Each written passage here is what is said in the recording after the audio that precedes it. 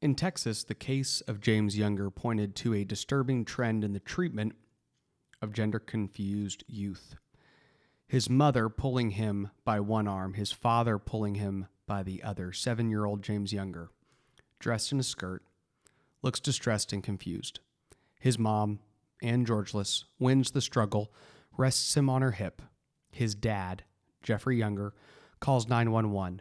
"Why?" asks James. "She was supposed to give me custody," his father replies. A video recording of this incident, which occurred on March 8, 2018, at James Elementary School's open house, was played before a jury in Texas just last month. It is a larger symbol of how children such as James Younger have become pawns in the transgender debate. The Younger case has gained much media attention in the U.S. and beyond. The New York Times, the Washington Post, and the BBC all seem to cast the father as the villain, in particular for his refusal to agree that his child is transgender. Rolling Stone opines that the Younger story has become a terrifying right-wing talking point. Vox is worried about Republican state legislators trying to introduce bills prohibiting chemical and surgical interference with the sexual development of children who say they're transgender, and what this could mean for families nationwide. When legislators want to have a say in whether Luna Younger should be allowed to socially transition. For the left, the Younger story is a tale of backwards attitudes victimizing a child. In truth, it's progressive attitudes that are victimizing the child. James Younger is not an outlier. There are many more just like him, and some in even more dire straits. For years, the medical and legal establishments have been ignoring evidence and bending their standards to please transgender activists, some of whom are clinicians. There are 3 clinical approaches to helping children who exhibit symptoms of gender confusion. One involves a range of talk therapies and psychotherapies to address suspected underlying causes. A second, called watchful waiting, allows the child's development to unfold as it will, which may mean that he chooses to transition later or not at all. Then there's a third option, informed by an ideology according to which it is possible for a child to be born in the wrong body. In this option, clinical activists recommend a drastic response when a child expresses confusion about gender. First, parents should tell the child, however young, that he truly is the sex he identifies with. Second, parents should consider delaying his puberty through off-label uses of drugs that can have serious and largely unstudied side effects. Third, parents should consider giving their child the puberty experience of the opposite sex through cross-sex hormonal injections and gels, which result in sterility. Finally, parents should consider green-lighting the surgical removal of their child's reproductive organs. Since there are no objective tests to confirm a transgender diagnosis, all of this is arbitrary and dependent on a child's changeable feelings. To make aggressive treatment more acceptable, its advocates have come up with a media-friendly euphemism, gender affirmation. If it's affirming, activists say it's also kindness, love, acceptance, and support. The opposite, trying to help a child feel more comfortable with his body, is a rejection, abuse, hatred, transphobia, or conversion therapy, likely to lead to child suicide. This is a lie designed to obscure a critical truth, that neither a child nor his parents on his behalf can truly consent to experimental, life-altering, and irreversible treatments for which there is no evidentiary support. Hours before the incident at James's elementary school open house, Georgeless had emailed her ex-husband Younger, whose day it was to have custody of James and his fraternal twin, Jude.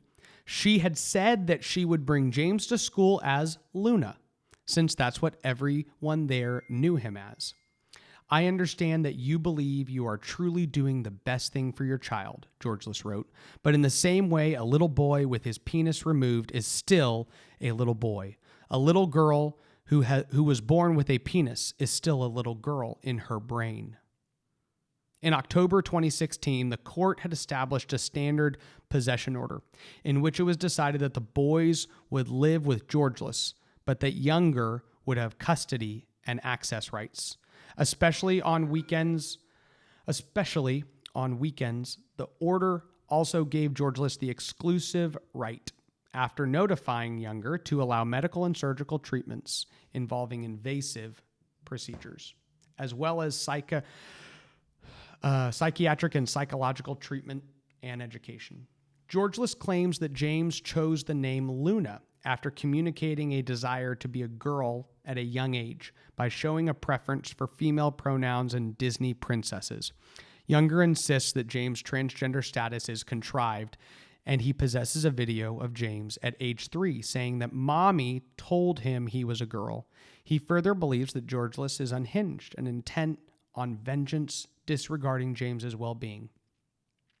In an email dated August 5th, 2017, with the subject line, "Heads up," Georgeless wrote to Younger to explain that Luna, yes, I will refer to her that way because that is what she wants to be called at my house, has decided to tell you she has a girl brain and a boy body, and that she is transgender. She explained that they had been reading I Am Jazz, as well as My Princess Boy, and that in these books, although other people are occasionally mean or confused, the parents are affirming. During the trial this October, Younger was asking the court to appoint him sole managing conservator, which would give him executive rights to the boys, medical and psychological care. Georgeless was asking it to restrict possession and access for Younger and to enjoin him from treating James as a boy. But she was not asking to be sole managing conservator, although the jury decided overwhelmingly against Younger by 11-1, having heard the recommendations of custody evaluator Benjamin Albritton, a psychologist. The judge decided not to grant Georgeless a request to be the single conservator. Judge Kim Cooks decided that the parents would have joint rights on all medical and psychological decisions, increased Younger's possession rights, and denied Georgeless's petition to enjoin Younger from treating James as a boy. Cooks relied on the United States Constitution in her decision, specifically on the due process rights, and this is in quotations, afforded by the 14th Amendment, familial association, specifically parental rights, or in this case, a father's rights. She stated that it is a liberty interest for parents to have the autonomy to raise their children, and added that the state of Texas had no compelling interest to justify interference. Georgeless's lawyers have moved from the recusal for the recusal of Judge Cooks because she mentioned the case on Facebook. Georgeless's decision to socially transition James, which means treating him as a girl as opposed to merely allowing him to dress like one, follows a new and experimental form of social psychological treatment for the mental condition known as gender dysphoria. Looking ahead, James's pediatrician indicated that James would have an evaluation at the Genesis Gender Clinic that he was when he was closer to the age of 8 or 9, and would plan to see an endocrinologist in 2 to 3 years for hormone suppression. Albritton, the custody evaluator, noted in his report that the studies suggest that once an individual is launched on this medical pathway, the gender dysphoria is more likely to persist, especially in natal boys. The definition of gender dysphoria has long been in flux, beginning in the latter half of the 20th century. Adults, normally men, who experienced a strong desire to be the opposite sex or took measures to more closely resemble the opposite sex were known as transsexuals. Male to female transsexualism, especially as it related to sexuality and fetishes, was initially seen as more of a perversion, then a disorder. Now it's an identity, covered under a much larger umbrella term, transgenderism. Transsexual inclination in children, defined in the American Psychiatric Association Diagnostic and Statistical Manual of Mental Disorders as gender identity disorder in 1944, and now as gender dysphoria as of 2013, was rare and poorly understood, generally manifesting itself in the form of disassociation from one's sex in prepubertal children, and discomfort with one's sexual development at puberty, especially among peers.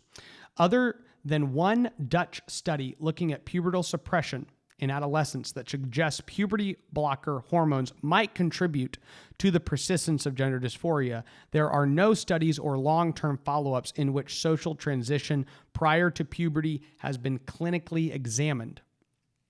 But we do have a significant body of 11 papers that examine desistance, that is, children's growing out of such feelings, in children whose dysphoria began when they were between 3 and 12 years of age.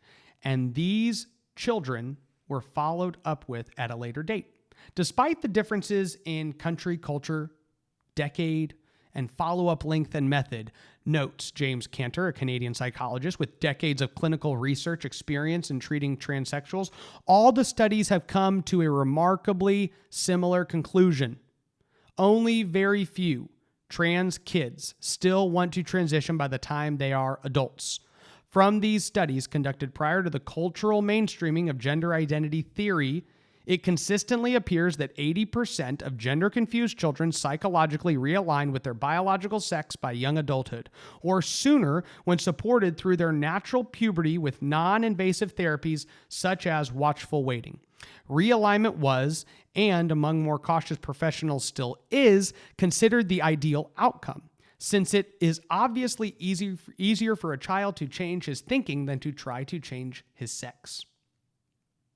In the 1990s, the Dutch began to experiment with puberty blockers, which had originally been used to treat precocious early puberty for very extreme cases of childhood gender identity disorders.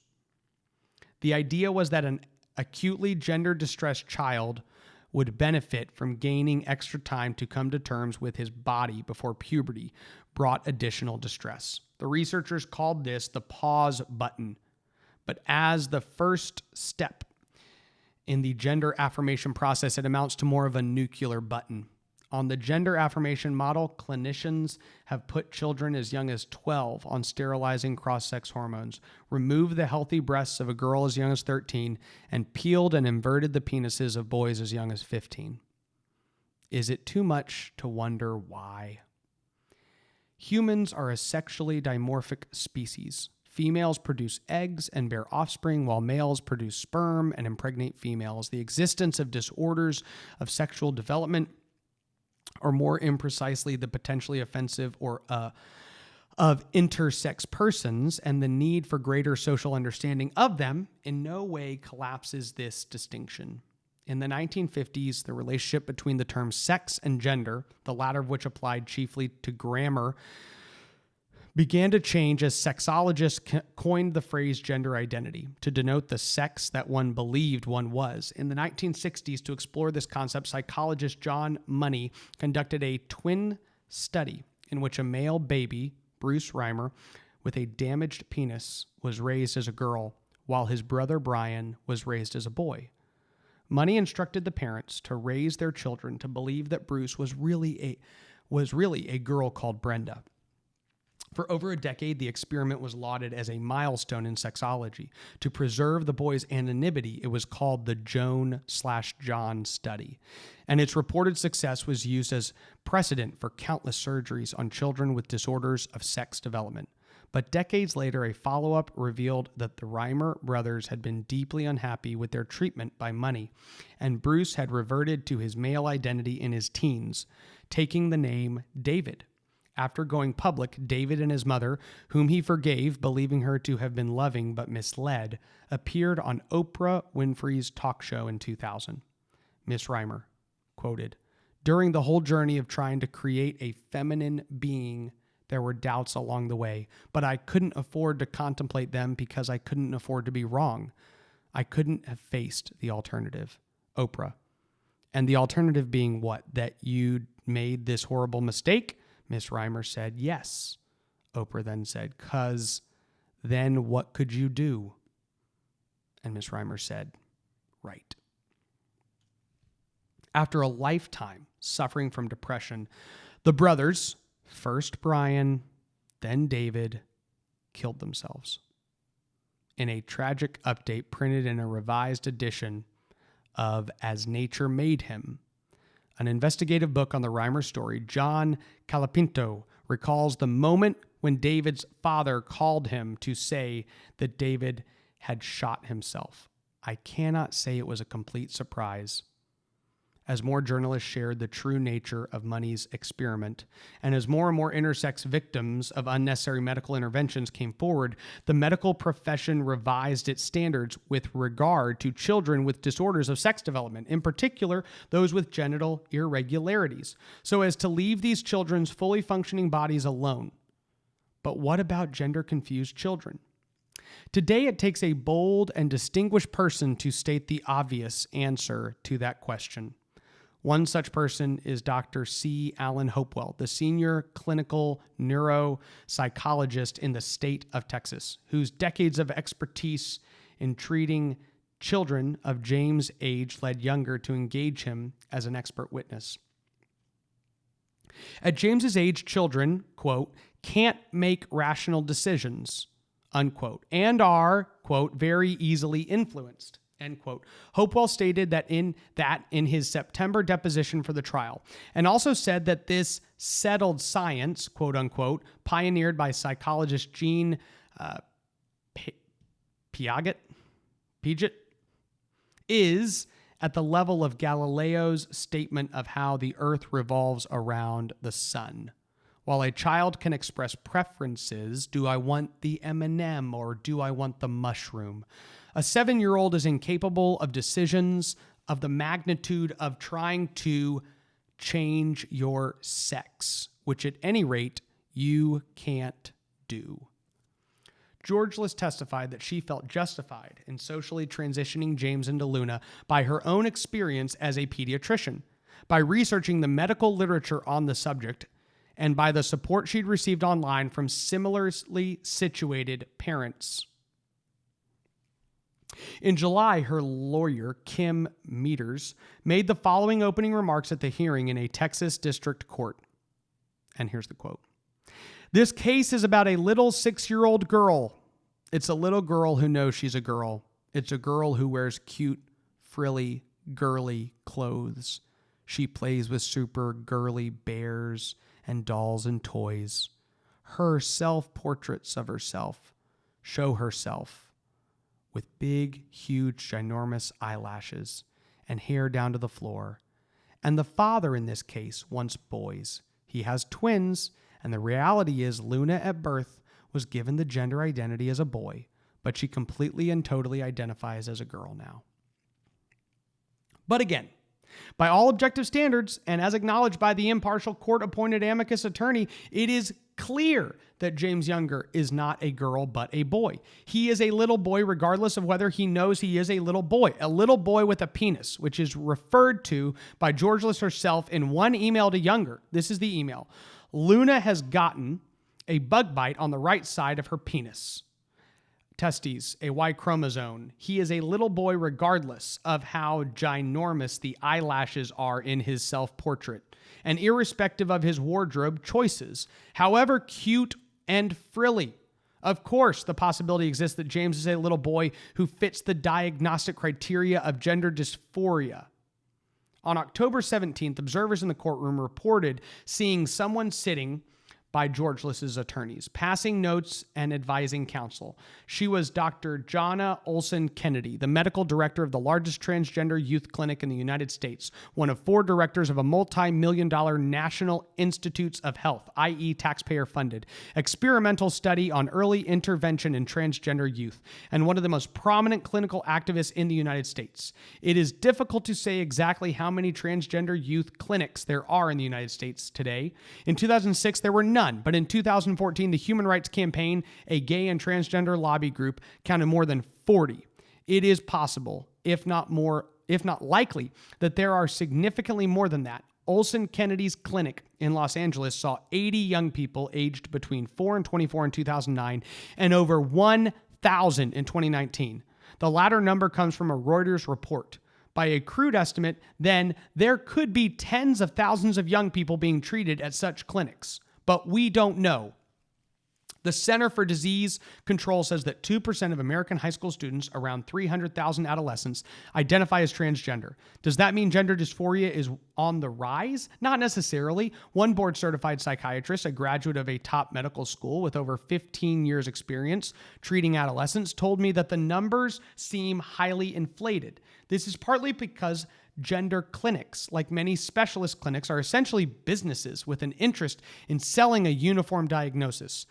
In his own practice, he prefers to talk big picture first and not take a child's declared gender identity at face value. If a patient comes in and tells me, I'm having a strong desire to be the opposite sex, my next question is, why? What does that mean? What's your understanding of being the opposite sex? Are you nervous about being your own sex? Do you have anxiety? He also considered whether his patients might be on the autism spectrum, which is disproportionately common among these with gender dysphoria. Often through talk therapy, something else comes out. For example, that a girl is petrified about her menstrual cycle, or a boy about having homosexual inclinations and being bullied by his peers. The psychiatrist says the social anxiety is an underlying factor in most of these cases. In his deposition in the James Younger case, Dr. Hopewell stated that you're not going to cut off healthy body parts unless something's wrong with your thinking. But Dr. Olson Kennedy, again, the head of the largest transgender youth clinic in the United States and one of the leaders of a publicly funded NIH study, took a rather different view in her own deposition. Younger's lawyer, Logan O'Daniel, asked Olson Kennedy whether it is safe or ethical to remove healthy breast tissue from adolescent girls as young as 13, and has been recommended at her clinic. And this is what the lawyer asked her. Well, if you remove the breasts from a young woman, she will never be able to lactate or breastfeed an infant. Is that correct? Olson Kennedy said, well, I don't advocate removal for breast tissue from young women. I advocate for chest reconstruction in young men. The lawyer said, well, haven't you referred girls to have the chest surgery from your clinic? They're not girls. They're not girls. They don't identify as girls. So I have referred people who identify as transmasculine or as boys or young men for surgery. Yes, the lawyer said, but do their birth certificates identify them as girls? Sometimes, and sometimes they have had their gender marker changed on their birth certificate. The lawyer said, how many patients have you referred for chest surgery? And Olson Kennedy said, probably about 200. So what I just read is the first 20% of one of the best articles that will probably get written this year by Madeline Kearns. It probably, from a societal perspective, is the most important article that will get written in 2019. And I'm very grateful for Madeline for writing this. You can go to the National Review, nationalreview.com. The headline is The Tragedy of the Trans Child.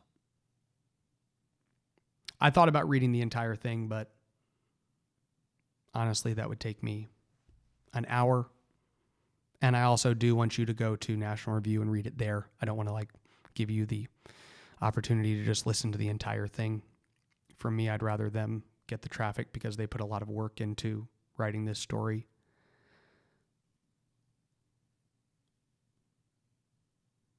There's this isn't a game that we're in. These are real children's lives that we're playing with. We have some very confused people who likely are very wounded themselves and have decided to, instead of addressing those wounds in their life, take it out on our children. And it's happening in Texas. It's incredibly sad. I've got a 2-year-old daughter, and if her mother and I and a doctor and a psychologist decided we wanted to convince her of something, we could convince her. And when I say something, I literally mean anything. I'm not sure that there's anything we couldn't convince her of, Because if adults in the room decide to conspire against a 2 or 3 or 4 or 5-year-old child, they will win. And if the thing they're conspiring against the child for is an ideology that will destroy that child's life, that child will lose.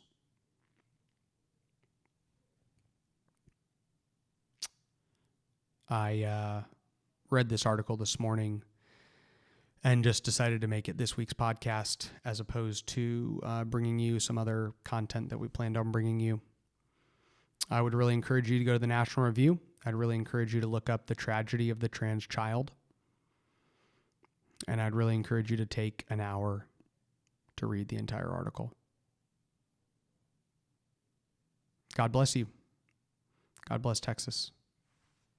Thank you so much for watching this video through in its entirety. If you're somebody who's been following on with the conversations and the commentary that we've been producing here, we're going to ask you to do a couple quick things. Go to lukemacias.com. You can give us your email and sign up. We will email you new content, commentary, conversations as we produce it. Also, you can, if you're on Facebook or YouTube, you can like our page, follow our page, or subscribe to our YouTube channel. This will just continue to ensure that when we produce content, it gets to you more easily. Thank you so much for continuing to support the conversations we're producing. God bless you. God bless Texas.